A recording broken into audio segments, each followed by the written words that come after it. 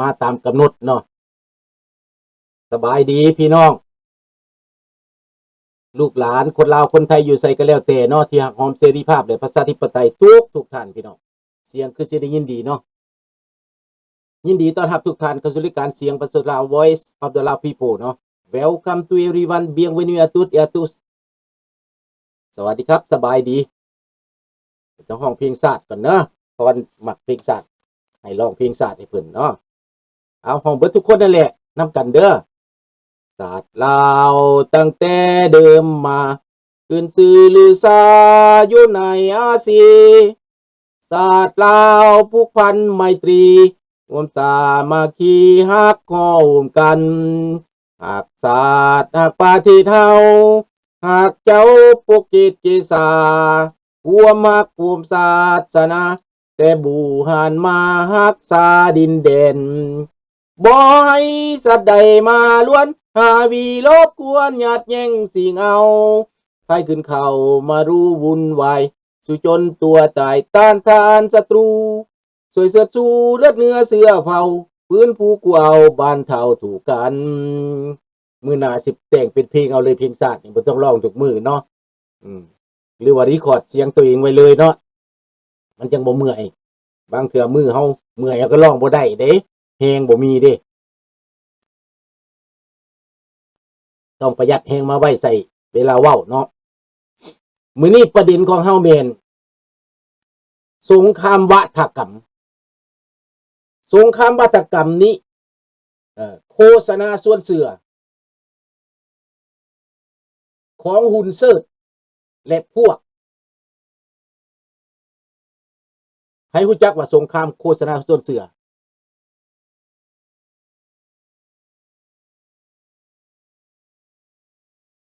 อเมริกาเจ้าหน้าที่ไอซ์สิบุกจับถึงบ้านคนลาวส่งกลับบ้านก็มันก็เป็นสิทธิ์ของเขาเนาะเฮาบ่ไปแตะต้องเรื่องอเมริกาภายในเขาเนาะคันคือจะไปเมืองลาวเกินกำหนดเขาก็ได้จับไปเมืองไทยเขาก็จับคือกันเนาะไปไสเขาก็จับขนาดไปบ่ไปถูกต้องตามกฎหมายก็ยังให้เสียเงินคือเอาหั่นแหละเมืองไทยก็ได้บ่ได้มีเฮาบ่ต้องไปเว้าบ่อนอื่นดอกอเมริกาความปลอดภัยของเขาความมั่นคงของเขานี่นะ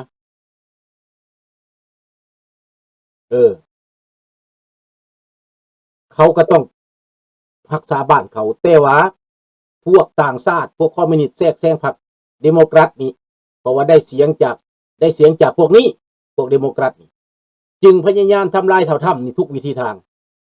อันนี้จักสิไปรอดหรือบ่รอดได้เผ่าถ้ำนี่ก็ได้เพราะว่าคนนี่มันเปลี่ยนไปได้น้ำเงิน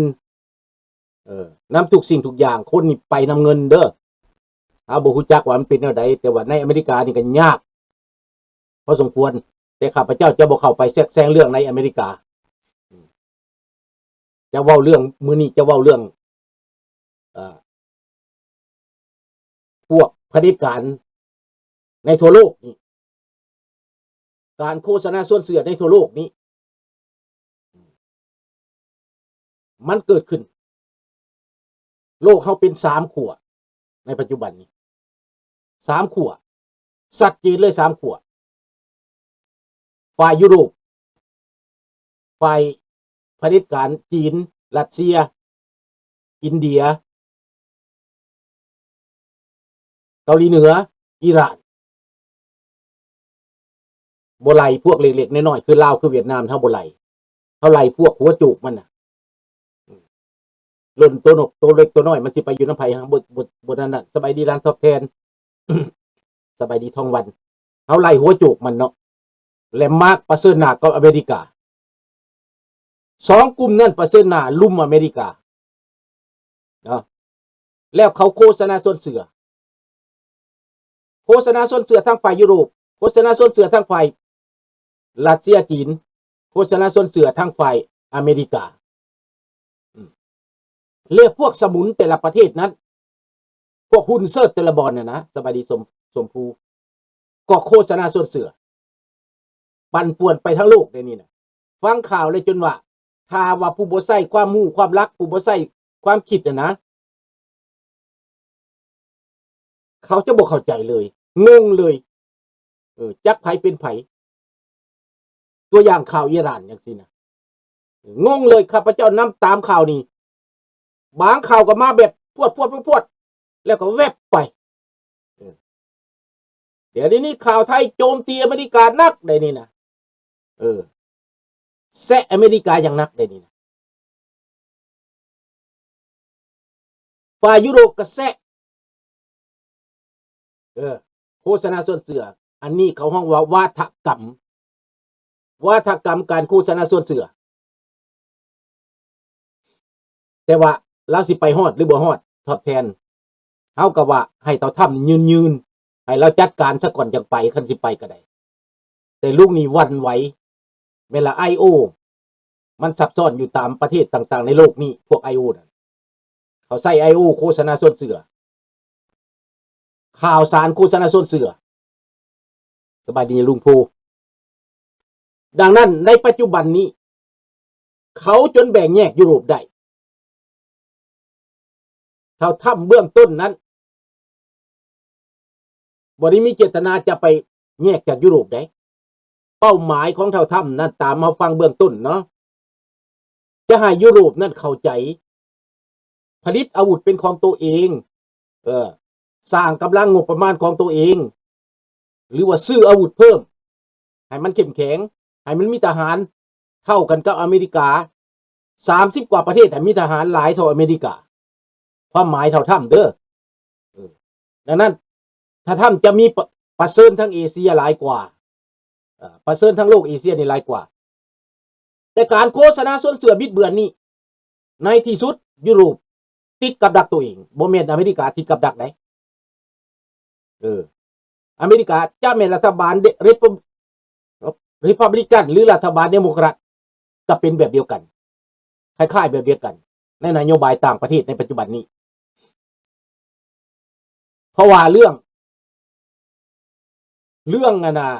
ความมั่นคงของโลกปัจจุบันนี้ทุกประเทศต้องมีอาวุธมีกำลังพร้อม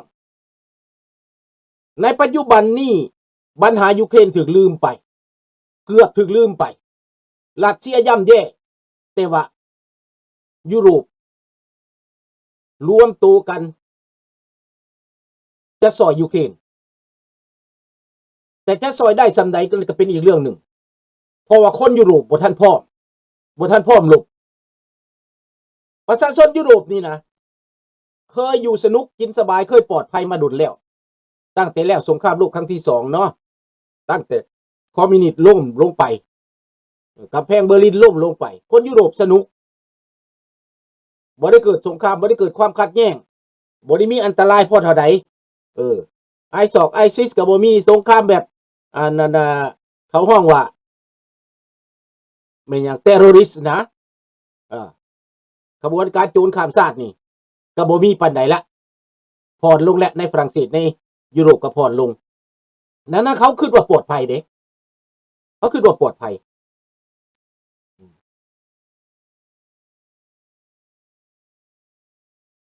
นั่นแหละเล่นสงครามไซเบอร์กะแมนอันนั้นกะแมนแต่ว่าความจะเป็นนะบ่แม่นย่านตัวนั้นเดี๋ยวจะเว้าให้ฟังเด้อทั้งลาวทั้งไทยทั้งโลกนี่แหละข้าพเจ้าจะมาวิเคราะห์รวมในปัจจุบันนี้มีฝรั่งมีอังกฤษเยอรมันฟรอนต์หนึ่งสำหรับยุโรปสำหรับยุโรปแต่ว่าตอนนี้ในระยะ2อาทิตย์ผ่านมานี้ฝรั่งเศสโถมข่าวทะลุงข่าวว่าซั่นไปสนใจแต่เรื่องกรีนแลนด์สนใจแต่เรื่องกรีนแลนด์เล็งเป้าใส่ที่กรีนแลนด์ประธานาธิบดีมาคงหัวหอกในเรื่องนี้เขาบ่เข้าใจว่าฝรั่งเดือดร้อนเรื่องนี้แนวใดก็บ่จักบ่เข้าใจฟังเด้ออันนี้ข้าพเจ้าให้พวกท่านคิดวิเคราะห์ไปตามข้าพเจ้าไปนำมาคงปลุกระดมยุโรปให้แยกกองทัพออกจากนาโต้ ให้แยกจากอเมริกาว่าซั่นไปฝรั่งเศสปลุกระดมให้เยอรมันแยกออกจากอเมริกา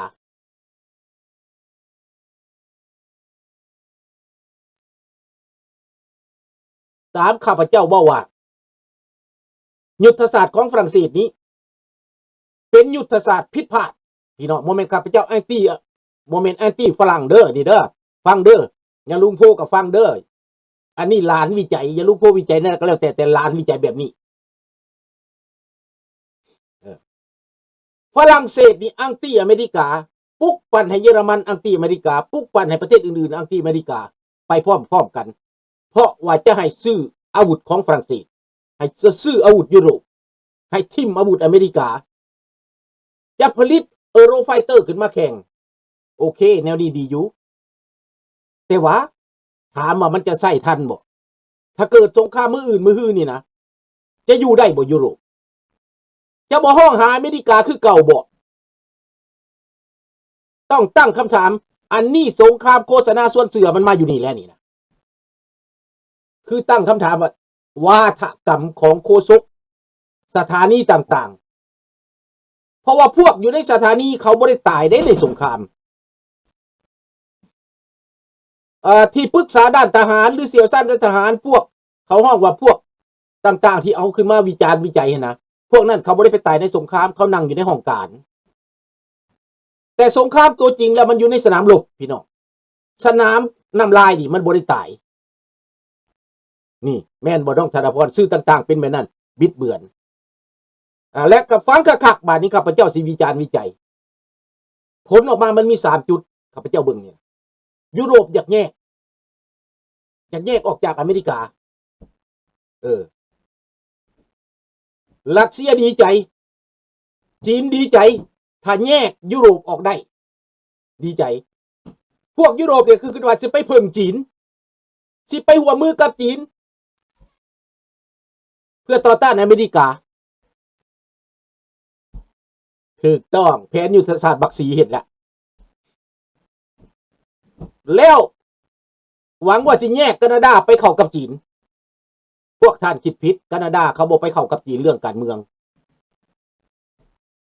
ข้าพเจ้าติดตามรัฐบาลแคนาดาอยู่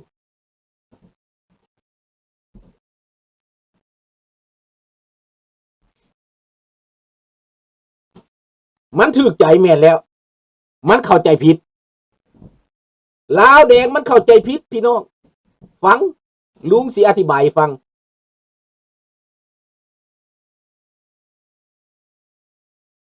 เสียงลูกคุกคักๆนิดนึงขอโทษเด้อพี่น้องเด้อพอหลานทรายมันบ่ได้ไปโรงเรียนมินบักน้อยนะมันมาลิ้นตู้ไปเท่านี้คนเครื่องลงเบิดก็ถึกอยู่น้องอยู่มันมักเห็ดเพื่อนน้อยนะเดี๋ยวเด้อไปบอกมันก่อน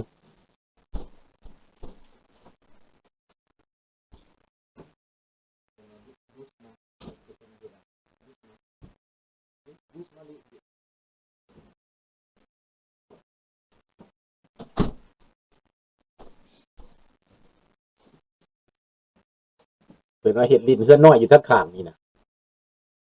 คนแป้นคนยังลงกระถึกแล้วก็เป็นแบบนั้นแหละพี่น้อง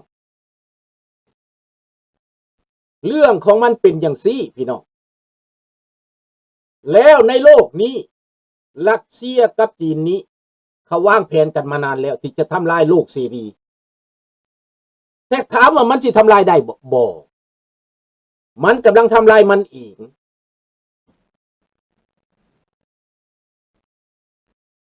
ไปจับมือด้านการค้าเฉยๆลุงบ่แม่นการเมืองบ่แม่นแนวอื่นบ่ต้องตกใจเด้อพวกร้านแคนาดาคนแคนาดาเขาเบิ่งอยู่เบิดอันนี้นะ